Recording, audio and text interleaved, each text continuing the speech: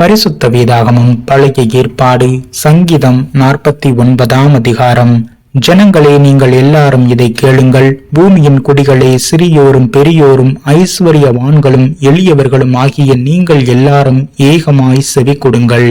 என் வாய் ஞானத்தை பேசும், என் இருதயம் உணர்வை தியானிக்கும். என் செவியை உவமை மொழிக்கு சாய்த்து என் மறைப்பொருளை சுர மண்டலத்தின் மேல் வெளிப்படுத்துவேன். என்னை தொடர்கிறவர்களுடைய அக்கிரமம் என்னை சூழ்ந்து கொள்ளும். தீங்கு நாட்களில் நான் பயப்பட வேண்டியது என்ன?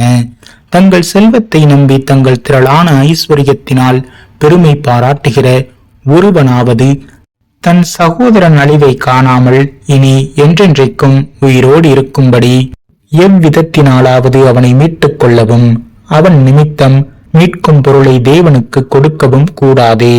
அவர்கள் ஆத்தும மீட்பு மிகவும் அருமையாயிருக்கிறது, அது ஒருபோதும் முடியாது. ஞானிகளும் மரித்து அஞ்ஞானிகளும் நிர்மூடரும் ஏகமாய் அழிந்து தங்கள் ஆஸ்தியை மற்றவர்களுக்கு வைத்து போகிறதை காண்கிறேன். தங்கள் வீடுகள் நித்திய காலமாகவும் தங்கள் வாசஸ்தலங்கள் தலைமுறை தலைமுறையாகவும் இருக்கும் என்பதை அவர்கள் உள்ளத்தின் அபிப்பிராயம். அவர்கள் தங்கள் நாமங்களை தங்கள் நிலங்களுக்கு தரிக்கிறார்கள். ஆகிலும் கனம் பொருந்தியவனாய் இருக்கிற மனுஷன் நிலைத்திருக்கிறதில்லை.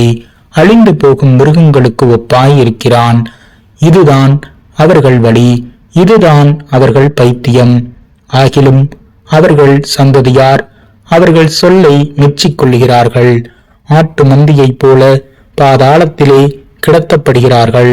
மரணம் அவர்களை மேய்ந்து போடும். செம்மையானவர்கள் அதிகாலையில் அவர்களை ஆண்டு கொள்வார்கள். அவர்கள் தங்கள் வாசஸ்தலத்தில் நிலைத்திருக்க கூடாதபடி அவர்களுடைய ரூபத்தை பாதாளம் அளிக்கும். ஆனாலும் தேவன் என் ஆத்துமாவை பாதாளத்தின் வல்லமைக்கு தப்புவித்து மீட்பார். அவர் என்னை ஏற்றுக்கொள்வார். ஒருவன் ஐஸ்வர்யவானாகி அவன் வீட்டின் மகிமை பெருகும் போது நீ பயப்படாதே. அவன் மரிக்கும் போது ஒன்றும் கொண்டு போவது இல்லை. அவன் மகிமை அவனை பின்பற்றி செல்வதும் இல்லை. அவன் உயிரோடு இருக்கையில் தன் ஆத்துமாவை வாழ்த்தினாலும் நீ உனக்கு நன்மையை நாடினாய் என்று மனுஷர் அவனை புகழ்ந்தாலும் அவன் என்றென்றைக்கும் வெளிச்சத்தை காணாத தன் பிதாக்களின் சந்ததியை சேருவான். கனம் பொருந்தியவனாயிருந்தும் அறிவில்லாத மனுஷன் அழிந்து போகும் மிருகங்களுக்கு ஒப்பாயிருக்கிறான்.